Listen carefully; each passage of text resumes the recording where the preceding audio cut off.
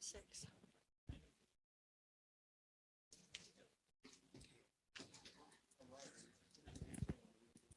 I'd like to call this meeting to order, please. If everyone would stand. Could we have a prayer, please? Let us pray together. Almighty God, we ask your blessing to be with us today on this beautiful day. We thank you for each and every one that's gathered here to share in this city council meeting, and pray your blessing upon our mayor and city council members. And we especially remember all those that have been so greatly affected by this storm this past week, and pray that you will give each one strength as they go through the process of getting electricity back on and food in their refrigerators and freezers and all the different things that are happening. And we pray for all the first responders and all that have worked so diligently. Pray your blessing and safety to be with each and every one. May your peace be upon us as we meet together tonight. May we feel your presence near. Bless the community we love and work in here in Jeffersontown. For it is in your holy name we humbly pray. Amen. Amen.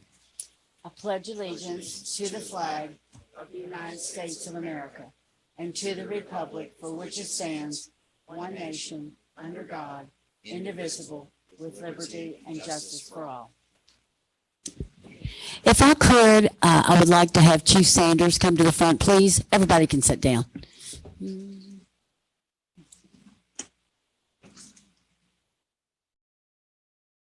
Thank you, Mayor, for allowing us to be here with you tonight. So in trying to keep the city, the mayor and the city council informed as to what's going on with our police department, I think it's important that when we promote or hire new people, I bring them up and you get to know who they are.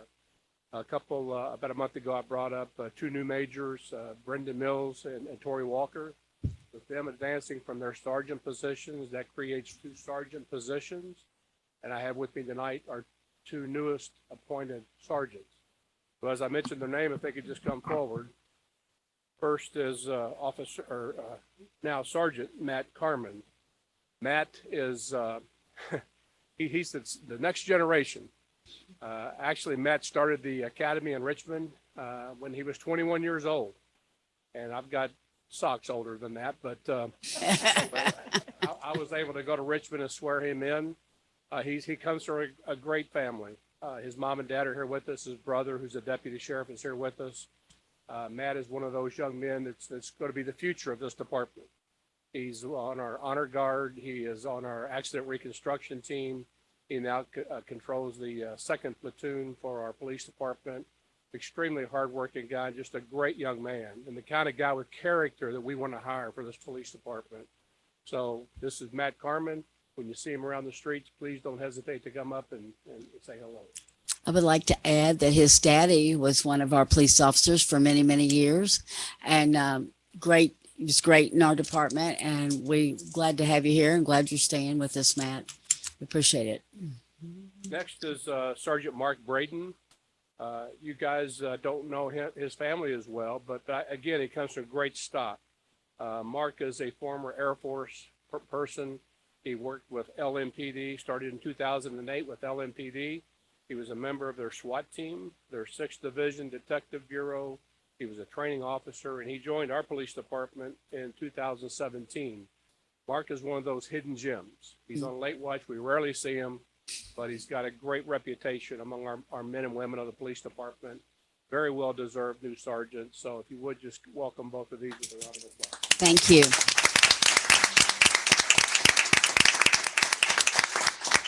Mark, welcome here. I haven't met you, but we haven't seen you, but I'm sure you've seen us if you're out late at night. And as I said, we want to keep you informed. I did present to you an annual report about a month ago that had pictures of all of our officers, so that when you do see them on the street, I don't expect you to remember all their names, but it does give you a little bit of recognition when you see them on the street. Right. So thanks for allowing us to come up. Thank you all for coming tonight. Right. Okay. Before I get started tonight, there's some things I'd like to say. Usually I make my remarks at the end of our meeting, and I'm going to make them in the beginning and the end. So I'd just like to read this to you because a lot of thought has gone into this and a lot of blood, sweat, and tears, to be honest with you. So, in light of the statewide emergency, which seriously impacted our city last Friday night with 79-mile-per-hour wind gusts, I wanted to take this opportunity to relate to you what we have done, what we plan to do, and some areas that will cause me to come to you for funding for equipment that we may need in the future. To begin with, I would like to call on Chief Driesbach and then Chief Sanders and then our Public Work Director to tell you what they have been faced with, not just last Friday, but over the weekend and ongoing up to and through today. Chief Driesbach, could you come forward, please? Thank you, Mayor. Thank you, City Council. So I can talk to you a little bit about what happened on Friday. I think we all experienced a storm that we've never experienced before in our lives. Storms like that usually come with a thunderstorm with them, wind, as well as hail, lightning, thunder, as well as rain, and so on that comes with that. That usually keeps everybody at home. Well, in this type of storm, we just had wind. It was actually a nice day. We had the calm before the storm. Everybody was going about their business on a regular day, going to work, wherever they were doing, coming home, and preparing to go out to dinner, go see a ball game, or go do whatever they're going to do on a Friday night. And that didn't stop them. Even the 79-mile-an-hour winds did not stop people from going out. That creates a big problem for emergency responders as well as during a storm trying to respond to emergencies. We responded to more emergencies on that 24-hour period from that 7 a.m. that morning to 7 a.m. the next morning than in our entire career, in my entire career as a fire department. We made over 75 calls just from actually dispatch. And that didn't count all the calls we made just from phones, coming up on emergencies such as wires down, trees down, cars in ditches, auto accidents, etc. We made in addition to that. With that being said, we also were actually responded to a fire, an extra equipment fire at the corner of Hirschburn Parkway and Telger Road in one of the oldest houses in Louisville. It's not actually a part of the historic registry, but it's one of the oldest houses that we know of. It's probably the oldest house we see every day driving around J-Town. You see it all the time. It's at the corner of Hirschburn Parkway and Telger Road. It's connected to a car lot. It's an old historical home. I think it's the old Cherry Spring House. So you're probably very familiar with it. We had a working fire in that house, and it lasted for about 3.5 hours. During that time, Metro Safe held on about 30 runs that they were holding for us to make after we cleared from that run, from that particular fire, and we continue to make those runs all through the night. Our firefighters had no sleep. Our EMS people had no sleep as usual, and we continue to make emergency calls. So our utmost importance, our utmost mission in our fire service is life safety. That's what we look for all the time. Life safety is first, utmost first.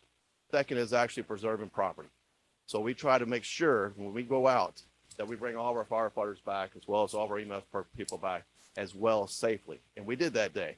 So we were very successful in making all those runs, clearing all the streets and clearing the runs, clearing the wires down, trees on houses, etc. in that 24-hour period. And also no firefighter got hurt that day. So I signed it as a successful day, as some others maybe see it as a non-successful day. And keep in mind, when we were all at home, some of us were at home basically dealing with our problems that we had within our house. Firefighters, linemen, police officers, public works people, anybody responding to emergencies were out while their families were at home dealing with the same situations where other families were dealing with. But the father or their mother or whoever that was out responding was not there to help them. So a lot of them actually left their home without power and never got back for another 24 hours while their family was actually sitting in the dark. So we need to remember those individuals have lives too. And it's important that we take care of our own, and we try to do that as we do. So that's my report. Chief, do you have the video of that fire, the one that you showed me? I sent those videos to Bill, but his computer will not open up those videos unless he can get to Facebook. I'm on Facebook. Okay, there you go. You can watch that one. If you go to our Facebook page, you can show the video. If you've never seen a fire being fed by gas before, a natural gas fire in a house, it looks like that. But this is not natural gas fed fire. I was at Hirschburn Lane. Our wind fire that's actually is what it is. So But you can get to the one that actually had the flames The coming out next of one. it beforehand. I was at Hirschburn Lane and Shelbyville Road over in Plainview looking for down wires, and I could see this fire from down there, and I could smell the rubber burning from down there. And while these guys are trying to fight this fire, our public, some of them were out throwing a fit with our firemen that they couldn't get into Bucket de Pepo to eat. So, I mean, it's all priority, folks. Like I said, people were going about their business. It didn't matter what was going on. First responders No. doing their job. They had a plan. Their plan was to get carry out. In this case, it was Buca de Beppo. And that fire truck, in a way, was not going to stop them. And so one person came up and asked, is there a way that you can move that fire truck? Jeez. Man, did you not see that building right there has smoke coming out of it? And we're trying to put that fire out right now. So I'm Yeah. sorry that we're That's interfering okay. with your, Sean, with do your dinner we- plans. But Do we know what you got to have started your that fire? priorities, right? But anyway. Do we know what started the fire? We do not. Investigators are looking into it, but I would say, I would guess it was not an arson fire. So It's I would coming say it's on. accidental. The question is, I have no idea what could have caused it. We did have a lot of, there's the flames coming out. Those are being fed by 79-mile-an-hour winds. It was crazy. So Yes. It's a very interesting fire, but Well, The thank you, investigators and will- thank you for welcome. being safe and for taking care of us, even if you didn't get to eat at Bucket of Peppo. yeah, Anyway, I had Chick-fil-A. So okay. is there any questions anybody has for me? Is the house a total loss? That's a good question. It's a historical home. I would think it would take a whole lot to really say that's a complete loss. I know that I talked to the gentleman that owned the building, and he said he put a lot of money. He's been putting a lot of money into that building to restore it. But inside that building is literally nothing but everything's wood. Wood floor, wood paneling. Everything's wood inside. No, So I don't know. There was a lot of damage to that first floor as well as the basement. Second floor had a little bit of damage to it, but question is, would an owner want to be able to restore that house and put more money back into it? I guess it also goes down to what's the purpose of the house. In this case, I think it's used for an office, maybe a little bit of storage. Right. I don't know if it's worth to him. It would be for us because it's been there for so long. Mm. And I hate to see that house go because it's, like I said, it's been kind of an icon for J-Town anyway. Thanks, Sean. Thank you. Uh-huh. Next, if I could have up Chief Sanders.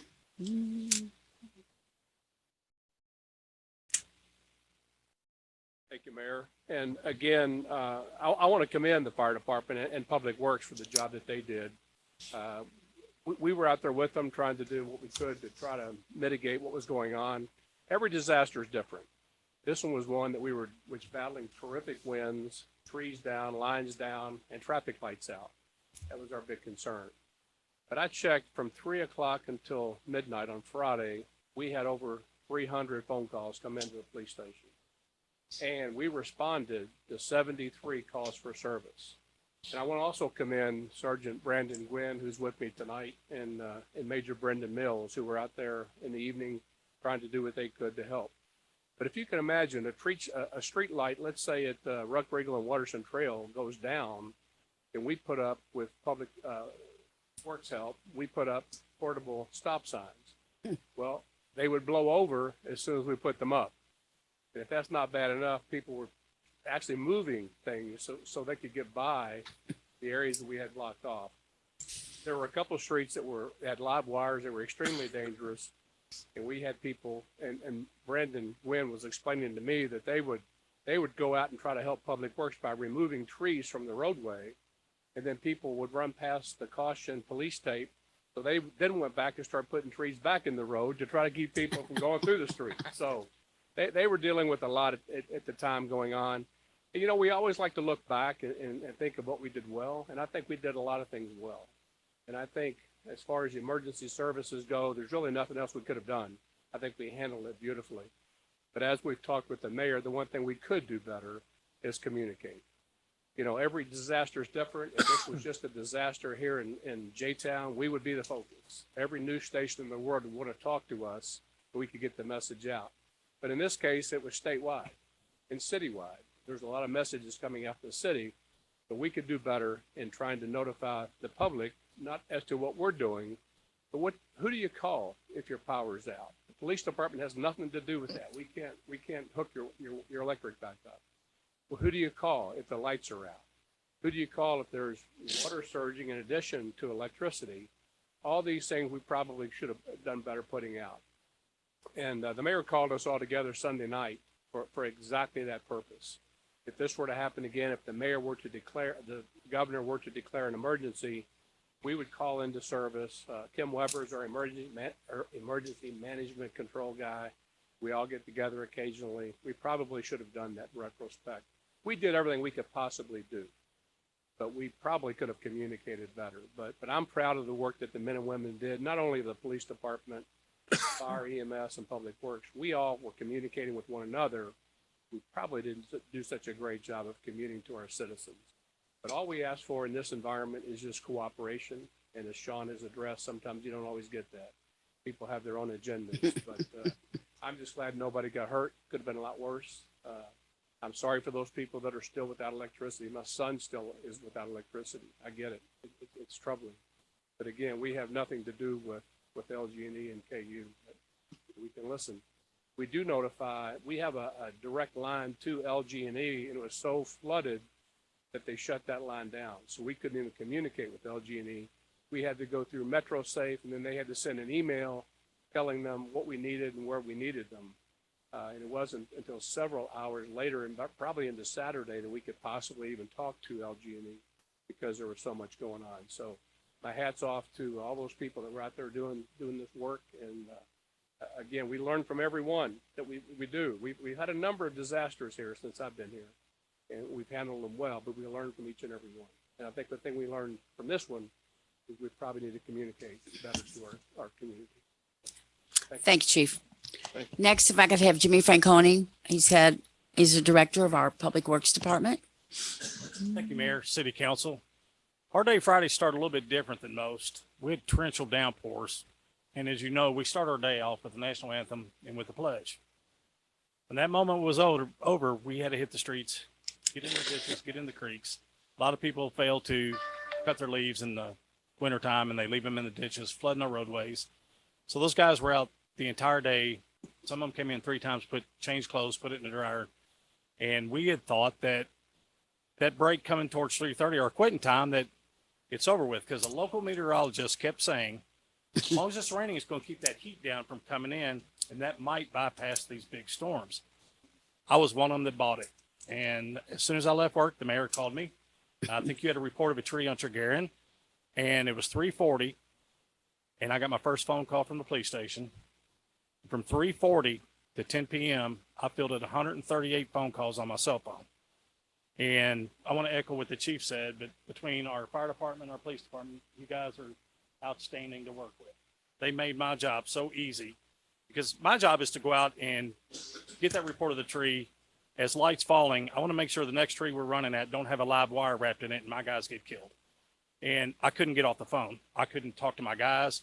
And I'd asked dispatch, I said, will you please just text me these streets? And they absolutely did, with pleasure. Super to work with all night long. And we had 28 streets that were blocked that night. We cut what we had to cut, and then the equipment that we had, and this goes back to the council members, and Mayor, you as a council too.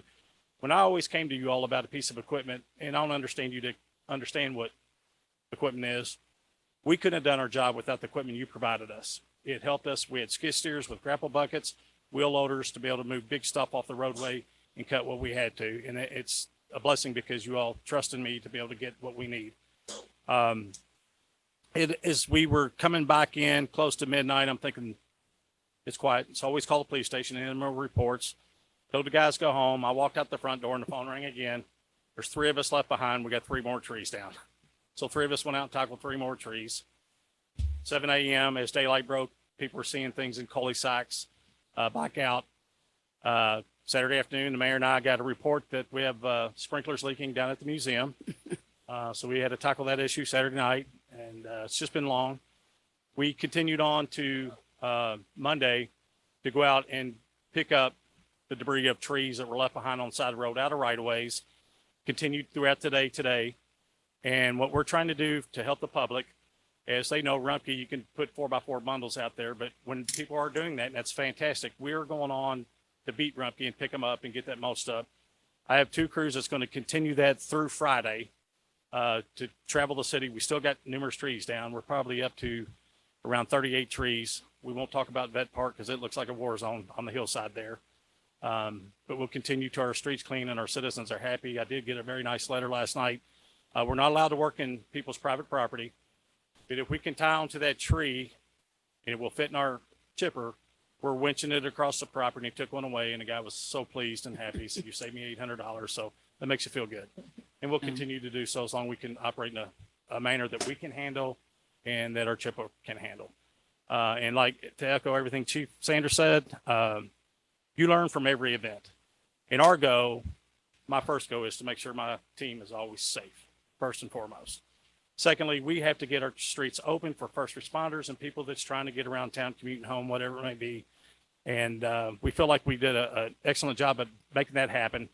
Our communication and what I've learned that there's got to be a better way for me to be able to talk to my guys and receive this information on the background. And that is something I guarantee I will work on my end to make sure we have that and get the information out to the mayor so the social media can maybe communicate with the public and have a lot more positive experience. But at the end of the day, I think every department in J-Town done excellent. Thank you, Jimmy. Questions? Any questions? No? Well, I just can't say how proud I am of the police department and the public works department and our partners at the Jeffersontown Fire Protection District for the job they've been doing. You know, one of my goals was to build camaraderie between our departments, and we're doing that in different ways. I didn't know we were going to come together this way so fast. We do have a bed race. I was going to have fun before we had all this going on, but we're building camaraderie, and thank you for all of you working together. We did have some problems with communication with our residents, and I'm working on resolving these issues before another emergency event occurs. I know as a council member, I always wanted to be informed and to help in any manner I could. And it is my intention to make sure this council knows as much as I do in real time and as events develop. There may be more times that I may ask you to volunteer to help us man phones or utilize other means of communication to help our citizens informed in real time of actions that we are taking or just information that they may need to seek shelter in the aftermath of a catastrophe disaster event. So I've been thinking catastrophic. Sorry, can't pronounce that word. So what I've been thinking about is because all these people, all they wanted to do was know that we couldn't get hold of LG&E either. And I think if somebody had been here to answer the phones, and in the next times that this happens, I want our city council to stand up to the plate. And I want us, and I'm going to appoint Pam Ware ahead of that tonight. She's head of safety. If the next time that we think we have an event here that is just cause for those phones to be answered, Pam is going to take that over. She's going to come to each one of you all. She's going to put you on a shift that you can work and take 4-hour shifts, and you all can just say, "Oh, we're sorry, we can't get hold of LG&E either." But talking to a real person versus that recorded phone, I think will make our citizens feel a lot better. So next time, I hope it doesn't happen, but the next time it does, Pam's going to call on you all. I'm going to put her in charge of that if y'all can help. So, other than that, our Facebook page is going to be updated every 4 hours, and I just plan on having communications with everybody. Like I said all along, even during the election, that was what I was going to do. So that's all I had. I think Ronnie might have something. I do. Since we are on catastrophes that are happening, Jimmy, Chief, congratulations on the job you've done. However, about the people of J-Town, I mean, I understand you got a job to do, but people of J-Town, we lost an awful lot of homes. In fact, we're looking at generators for people. And you think, well, this only happens every once in a while. Yes, but it's happened to me 3 times in the last 2 years. more importantly, the senior citizens, they need protection too. I think right now, Mayor, I make a motion, you approve senior citizens budget so they can get a generator. Generator. Yeah. Did I hear a second? I'll second that. All in favor? All right. Motion carried. Let me just say this about you saying that. Saturday afternoon, I believe it was probably about 5 o'clock. I had a gentleman call me from Magnolia Place, and he was scared. He was really scared. And his oxygen was about to run out, and he did not know what to do. And he called his place that he gets his oxygen from, and they told him that, I guess they told him that they were busy. I don't know what they told him, but he was panicking. And so at that point in time, I needed to know a place that we could bring these people to, and we could have brought them to City Hall, and we could have brought them there. But I think, and we've been working on this, and I know Kim Weber and the chiefs and Jimmy, we all been meeting, but I think sooner than later, we need to have a building that is ready to go when we have an issue. And I totally agree with you, Ronnie. So thank you all. Sorry to have this extra little presentation tonight, but it's important, and we needed to tell you all what's going on and what we have done. So thank you for that. Okay, next thing is the people who have signed up. Andrew Dunlop. You all, anybody don't want to stay, don't have to. We'll let you out. Part of funding requests. Huh? He's part of funding requests. Are they part of funding requests? No, I don't think so. Yes, they are. Yeah. Nuh-uh, not this guy. Oh. Well, maybe he is. I don't know. Are you all part of funding requests? Should we just have them present when they do funding requests? Well, you want me to skip over that? I was just gonna say if we were gonna do funding request presentations. Well, I've got, you want to have reading of the minutes first and general fund warrant? The funding request is all the way at the bottom. So Anybody that's not funding request? is there anybody here that signed up on these papers that aren't part of funding request? You? Okay, wait a minute. Okay. So if, I'm sorry, honey, will you sit back down for a second and let's have this. I did not know. Okay. Margaret Eberly, cut my head, hon.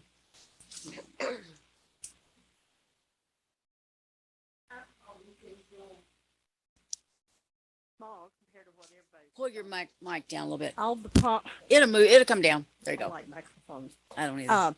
My problem's not anything compared to what we've gone through. I have a problem with the leash law. Do we have one here in J-Town? Because I walk, and I live in Valley Park, and I don't want to walk in Valley Park because people that come through are walking their dogs. They're not on leashes. And is there a leash law? I was told I know the man that does this. I'm not mentioning names. And he says there is not one that he is free to walk Yes, his there is. dogs anywhere he wants to. I was attacked last year by a dog that broke loose. He had him leashed to his truck. He broke loose and he bit me. Oh. I reported it to the police. I had a report done. I want to know, is there a way that he can control his dogs? There is a leash law, and we follow Jefferson County on that, I believe. Chief, do you want to address that? You with me?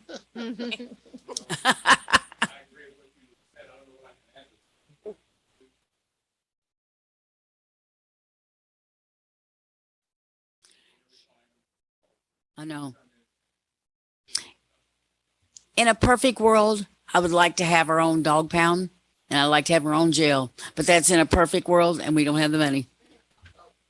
How can I don't feel safe sitting in my front yard when they're coming down the sidewalk and they're coming all the way up to my porch or my driveway. I would carry mace or have a can of something And and spray I'm them. careful. I'm scared of any little dog that comes after me after being bitten. And my husband has been attacked before too, but with this was another way of, it was we were in our yard and he came over and got us. Is this your neighbor? No, he lives behind me. Have you ever called animal control? He walks his dogs, and Have you then talked to him? I did last year, and I said, I said, you're supposed to have, I thought we had a leash law. He said, no, we don't have to have one here. I can walk my dogs anywhere I want to walk, and I don't have to hold on to it. She won't go anywhere.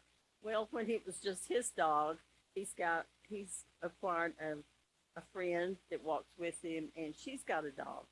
And I'm terrified when I see them coming down the street because I never know if they're gonna Right. come at me.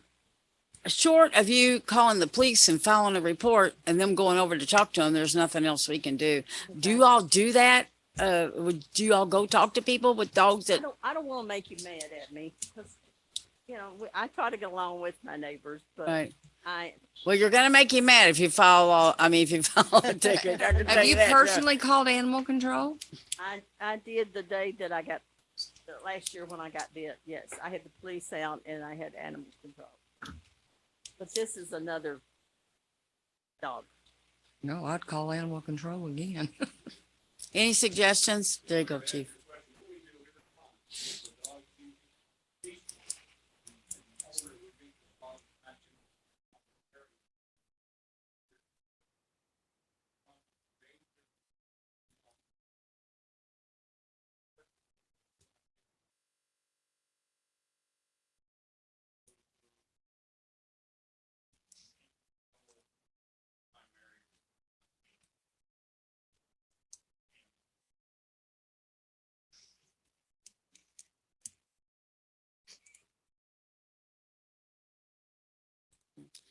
Okay, thank you. Okay, I know that probably didn't answer your question. It's the best that I guess we know to do. Next, we have Brian Reynolds from the library.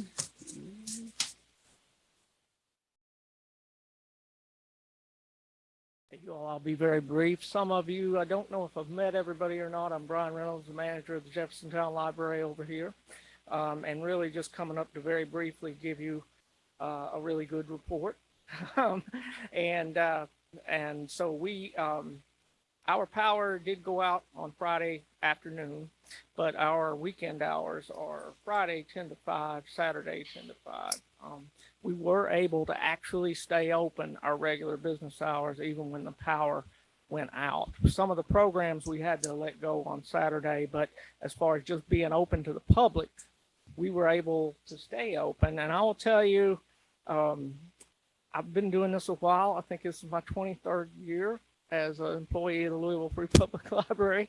And most of the time when the power goes out at places, it's pretty much dead. And I really thought that I meant dead as far as traffic and business goes.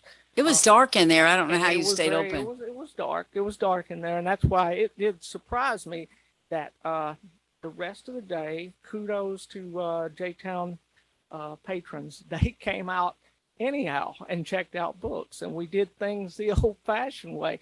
We wrote everything down by hand, and we probably checked out about 200 or more items that day, which doesn't sound like a whole lot for a single day, but for a single day when you don't have power in a building, generally we usually check out maybe 15, 20 things. Is not unusual at a library, so that was big. We just kept getting families who were coming in, and there was enough natural light in that great building to have them in there and be safe, even when we didn't have the power on. So, but power got restored over the weekend, and everything is good to go now. But I did want to tell you about that, and also just to give you a few statistics. They released our statistical reports a little bit later, so I don't have February's reports, but I do have January's reports, and I wanted to share that with you. We checked out about 15,000 things at J-Town in January. We had about 7,000 patron visits. That's almost close to 300 a day. We had programs mostly for children, but we had a few adult programs. We had around 550, a little over 550 folks attend those programs in January. And we are still, the J-Town Library is still one of the top 4 busiest libraries in all of Louisville. Louisville has 18 branches. J-Town is 4th. The only people that actually circulate more materials than J-Town did in January, are the two huge libraries, the Northeast Library over near Anchorage, if you're the YMCA that's over there, the huge library, South Central, that's over there off Outer Loop, and the St. Matthew's Library, which traditionally has a tremendous checkout. Those are the only three libraries that circulate more. We circulate more materials than any of the other of the remaining 18 branches in the system. So I did want to just tell you that, hey, always thank you all for your support, especially with business or building issues and things like that. Jimmy's always stupendously great, and just come up here to tell you that thank you for your support. It helps us do our job, and we are doing it, and it's a really great pleasure to work over here at J-Town. So thank you. Thank you, Brian. Thank you. I just want to tell you that I have not forgot about your papers. And when things calm down and we get our stuff together up here, we'll work on your papers. Thank you. You hadn't gone on deaf ears, I promise you. Next is reading of the minutes for February 21, 2023. Make a motion that minute be approved as distributed. Second. All in favor? Aye. Any comments? Oh, motion carried. General fund warrant number 1580. I'll make a motion for approval of general fund warrant number 1580 as distributed. You have a second? Ronnie, second. Ron, Yeah. thank you. Any questions? All in favor? Aye. Motion passed. Road fund warrant number 967. Make a motion to approve road fund warrant 967 as distributed. Second. All in favor? Aye. Motion carried. Funding requests, that's where we're going to come to. Okay. Can Andrew Dunlop come back up?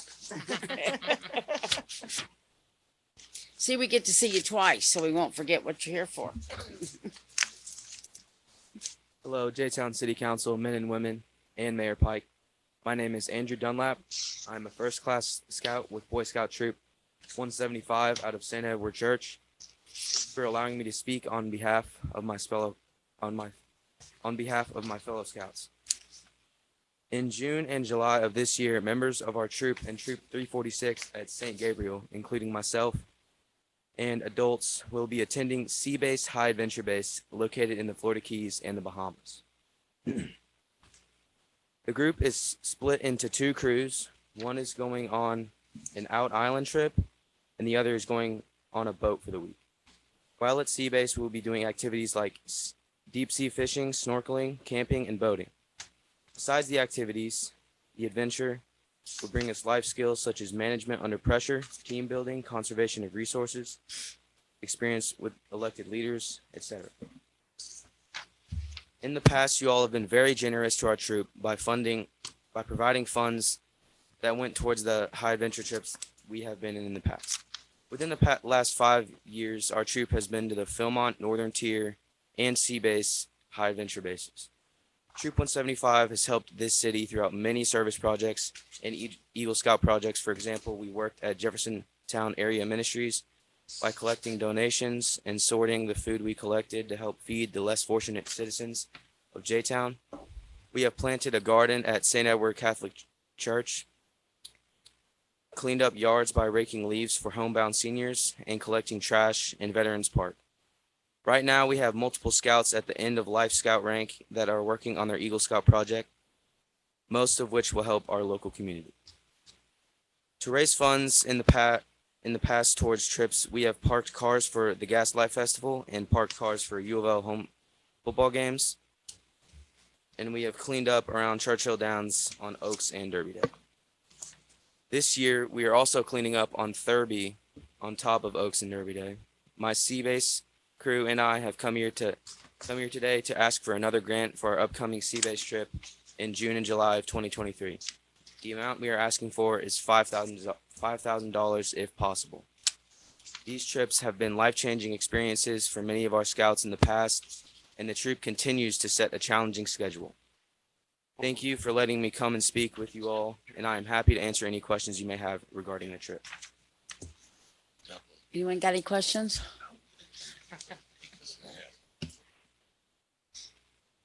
No?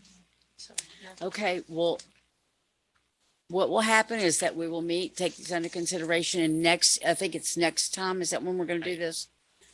Next meeting? Yeah. Okay, we will let you know something by next meeting, okay? And thank you, and you all do a great job. And I am for you all because of the fact that you're off the street, you're doing what's right in life. And anytime we can help kids stay on the straight and narrow, I think we ought to do it. So thank you, and thank your scout troop for doing that. Thank you. Appreciate it. Thank you.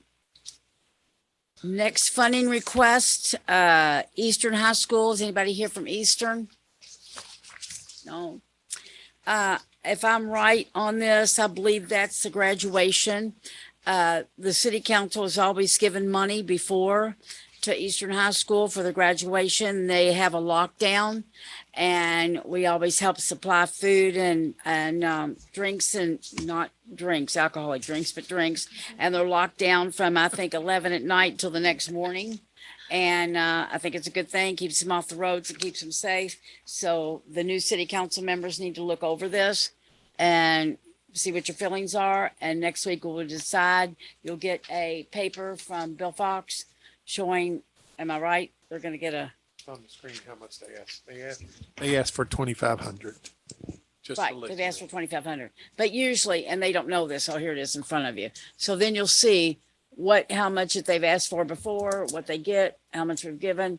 And we've always usually given to Eastern High School. Just for people that haven't seen this before, we put $90,000 in the budget for outreach. We do 2 outreaches during the year, one in November, one in February.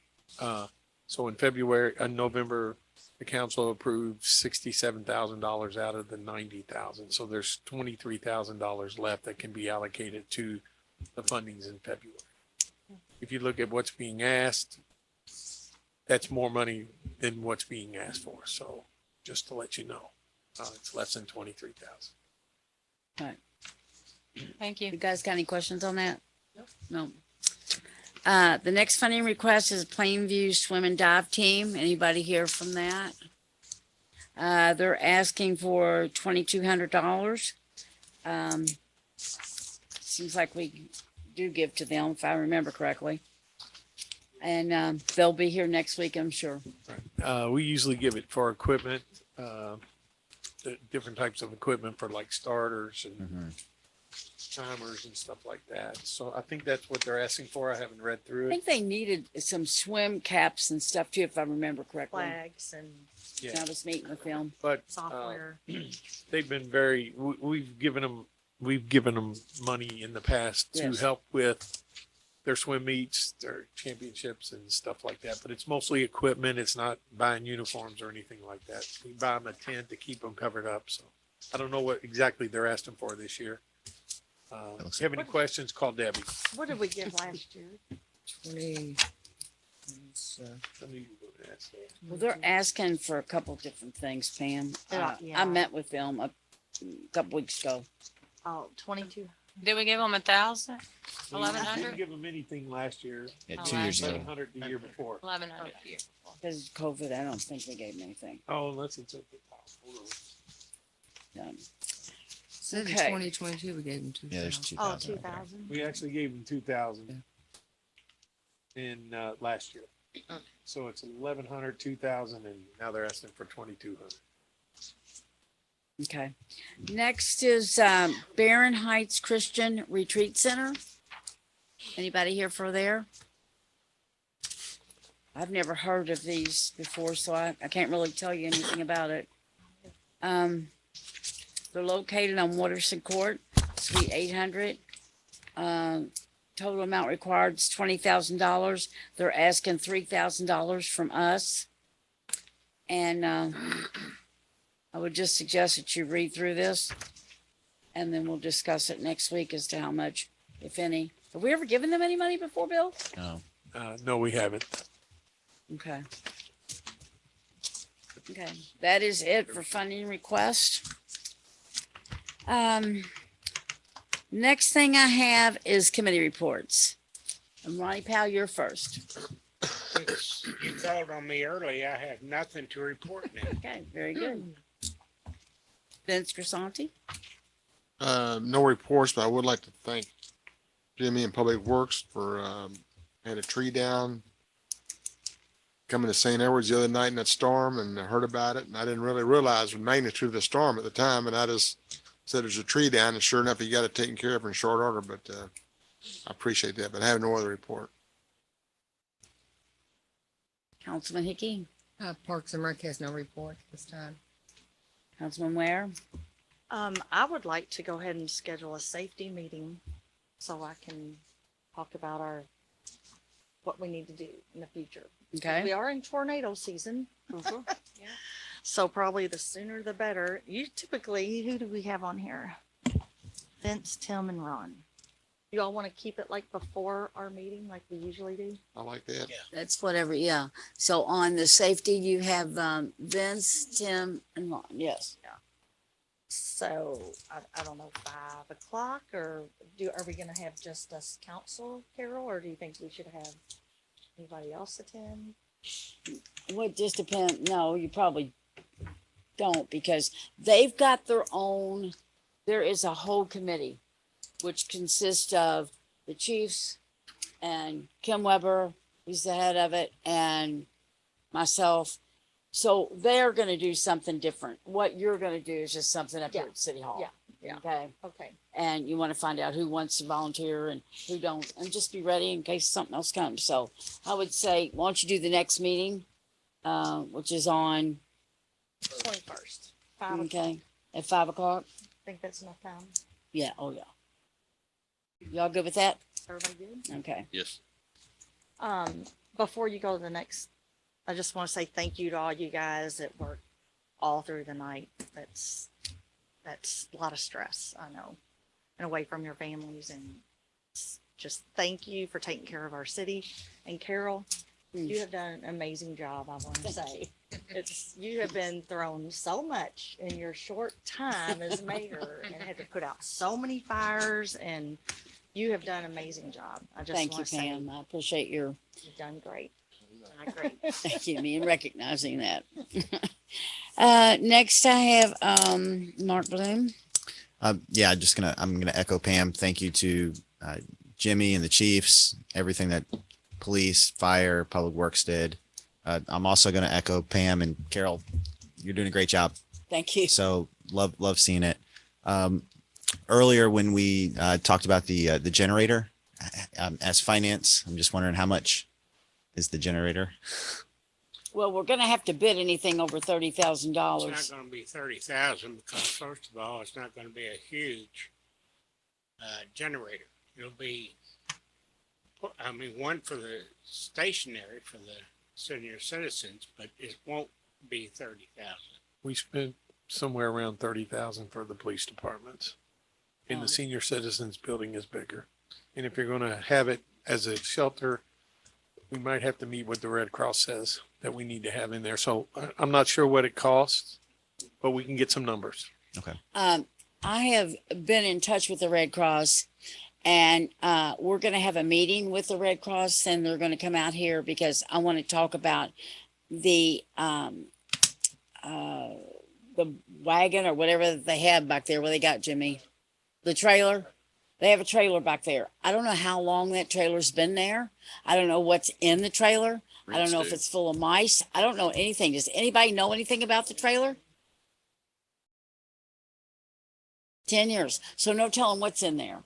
And also I've talked to Matt about getting us a grant for that, because there's probably some grants with it being seniors. And so he's looking into seeing if we can get a grant for anything to help us with that. So we're on it. So, okay. Anything else? Great. No, that's good to hear and fully support it. I'm glad we all support it. I just want to make sure that we know the cost of things before we get involved. Right. Unlike previous things. Don't worry. I won't buy it until you know it. Right. Appreciate it, man. You're welcome. Nothing else. Okay. Allison? I agree with Pam and Mark. You guys do a great job, and women. So, but I have no reports. Thank you. Tim? Economic Development, Director Abrams, do we have anything? I'm not aware of anything. Okay, thank you. One of the things I like to add to the emergency committee, this was something that you guys were out working your rears off, and I appreciate that. I was losing sleep knowing we're talking about the elderly. There's also other people that didn't have power, young kids, breast milk from infants, all this kind of stuff. So I was kind of thinking we need to think of a center point, but I was going to text the mayor, can we open up the community center? But I didn't know if it was rented. Plus there's no showers for anybody. The Bluebird, is there something down there we could open up to just come in for a few hours at night, shut down during the day, something like that, just so we were lucky that it was warm. Now it's getting colder. If it happens when it's cold, we need to be able to have some kind of, that would be part of the communication point too. Hey, this center is open. Come in from this time to this time, warm up, and then we could figure out something for food later on, but just a shelter. So that was something I was going to add to the emergency relief team to think about. Just to let you know, Tim, the power was out at Bluebird Gym. It was. There is no generator there either. Okay. That's why we're buying a generator for one building. Okay. Was the Jeffersonian out? I don't No, think the they had Jefferson- power. They had That power. was rented. Thank goodness. It was rented, so, but the Bluebird Gym is another option because they do have showers, but they don't have a kitchen. They don't have a kitchen. that- Like So- the seniors have, so. You're better off to have a kitchen than showers. They can. So, but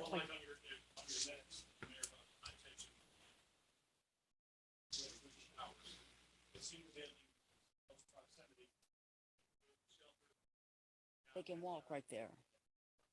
Yeah. Pardon? Who would you open that up to? To our citizens, if they called, like the guy that couldn't breathe and didn't have any oxygen, if he needed electricity or whatever, he could come down there. But I mean, would you put that out with the media? So, Yes, it will be out with the media. It will be on our Facebook page if it needs to be. but would it attract? that's Yeah, what- we'll have would to it- worry who would about it it. bring, Yeah. I Well- mean, how do you About do that that? How do you communication. show Well, an I ID? mean, we know we can't turn people away, but we Right. know all we got to do is look up a street and we know if they're in Jeffersontown or not. But I'm sure that we're not going to say if a guy's gasping for breath, we're sorry, you can't come in. We're going to let What's him your in. address? Yeah, the police and What's your fire address? Show me your ID. I know, I can't breathe, but You could No. go the old fashioned way of just having the fire trucks and police run down and announce it on the speakers throughout the streets.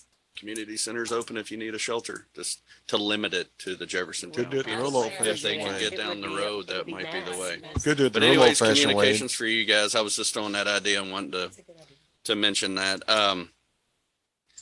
Jimmy followed up with something that we received an email again on the other day about the drainage. He was proactive since he was out there cleaning the drains.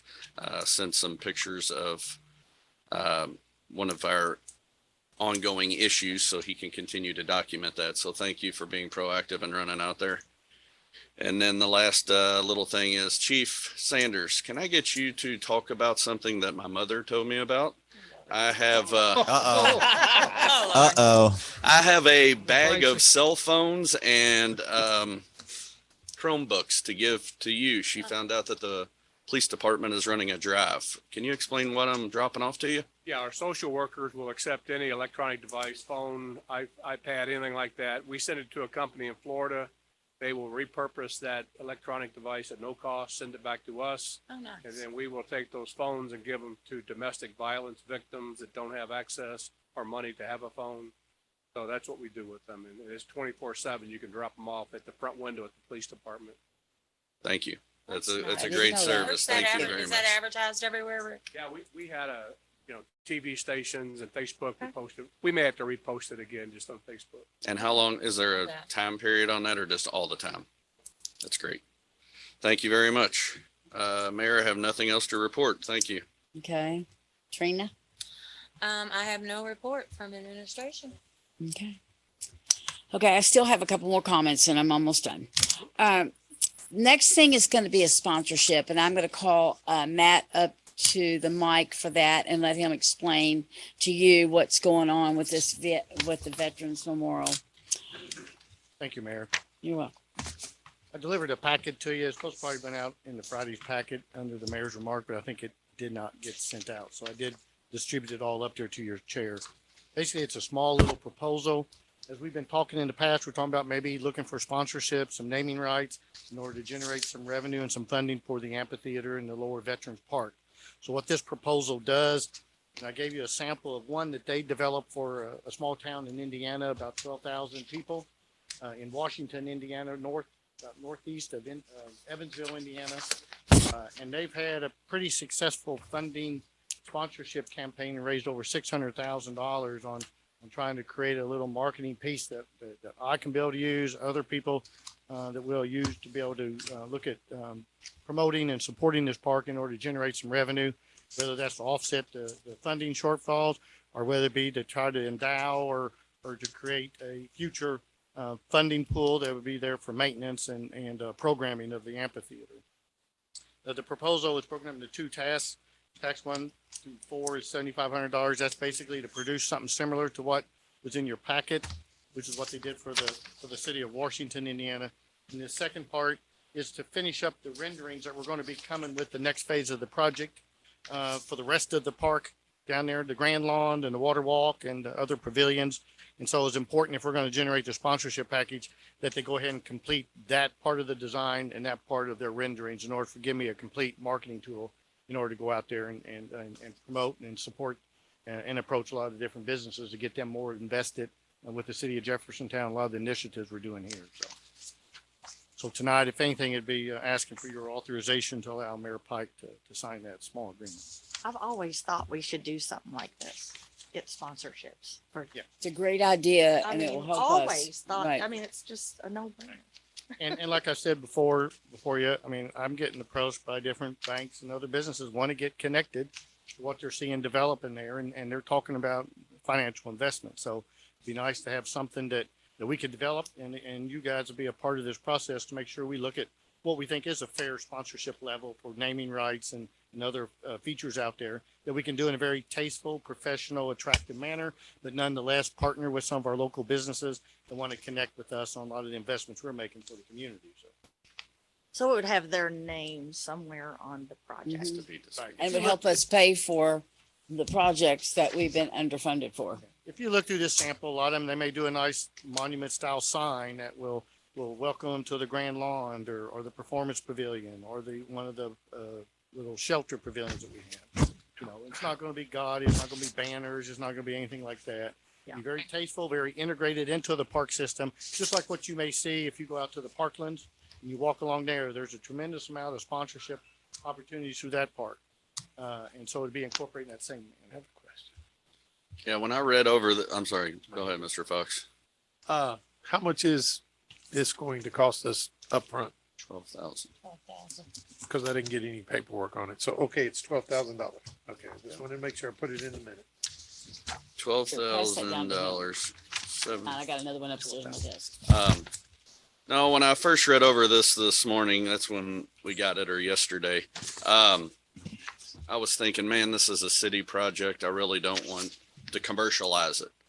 But I do understand the buy-in of the community into the project. And I started thinking, because, you know, the image of this stadium, somebody gave $5 million to put their name on the side of a stadium. And I wanted to make sure that the amphitheater is known as Jeffersontown's amphitheater, not Bank One or, you know, something like that. But I understand the little funding and the way you just kind of classed it up a little bit makes me understand it a little better.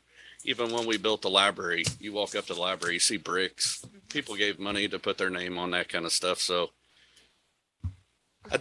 what do you have a targeted number? You're saying $600,000 was this project. Do you have a targeted number that we're shooting for $1 million? Like what, I know we're going to discuss it, but is a gold membership $100,000 or?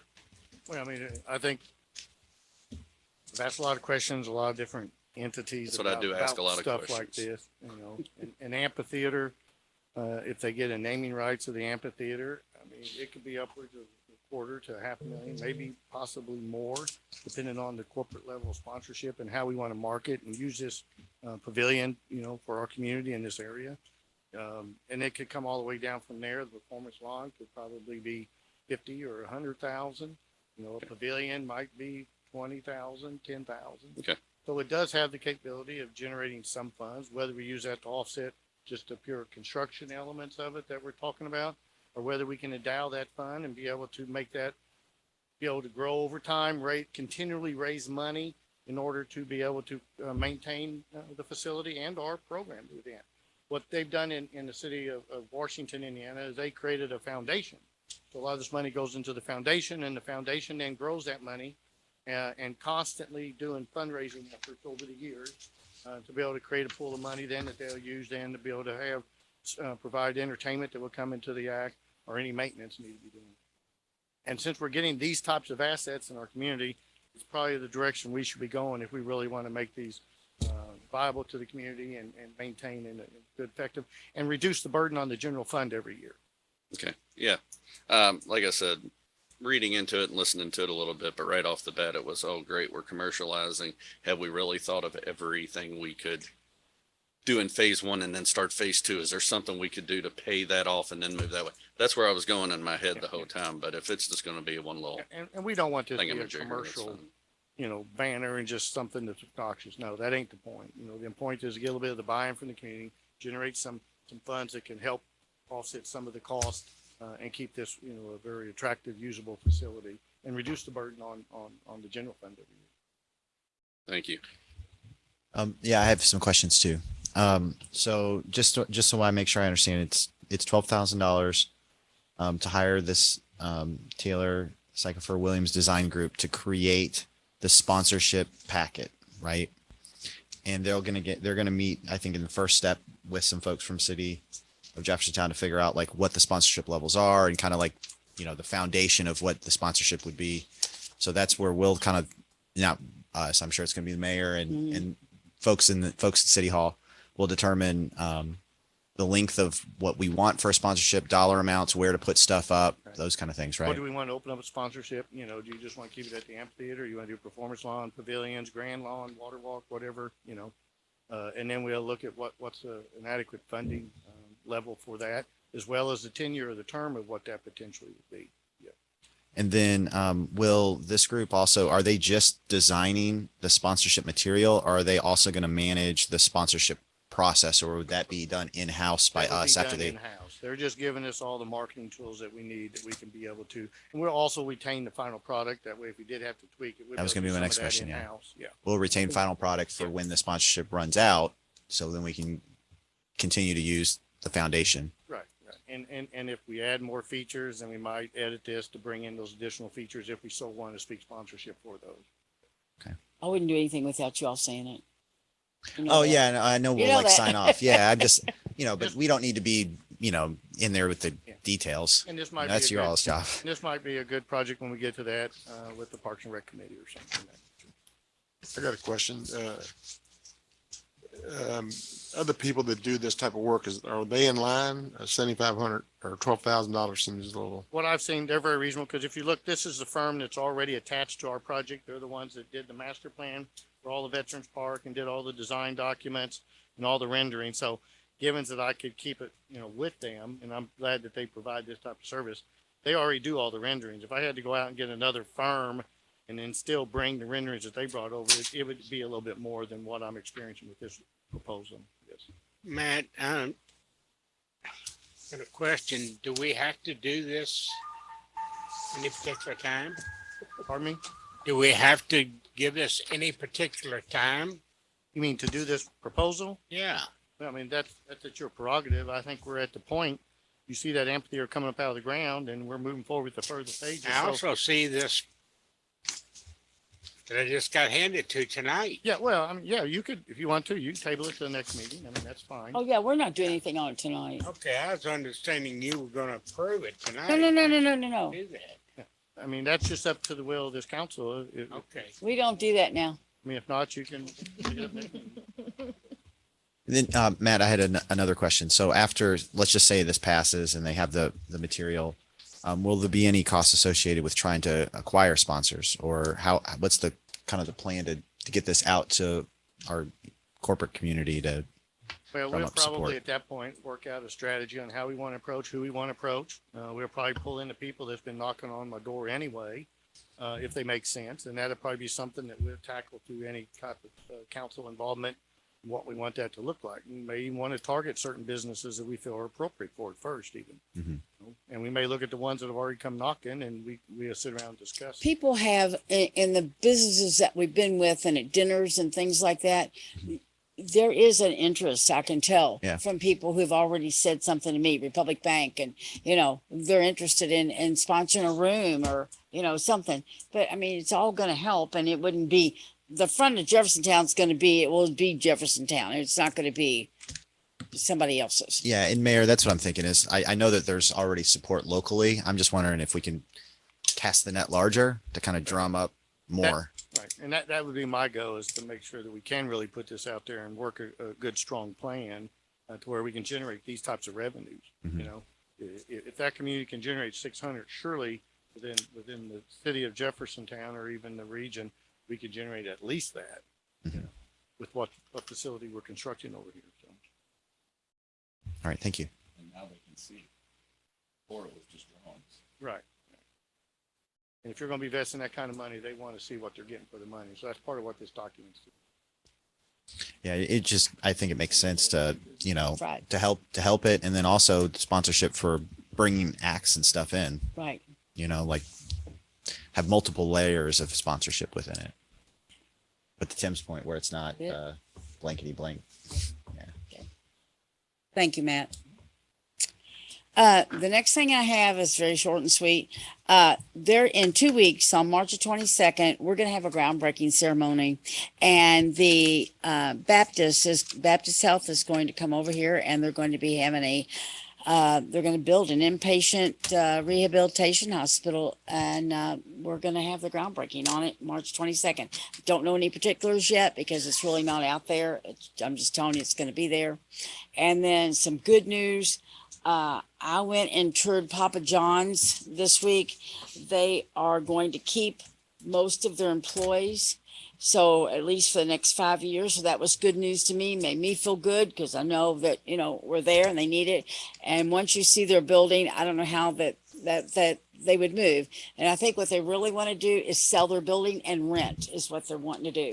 But if you ever go over there and go to their commissary and see how the pizzas are made, it's quite interesting. But that was good news. Other than that, it's Ronnie's turn. Other than that, Mayor, for no other business, I make a motion we adjourn. All in favor? Aye.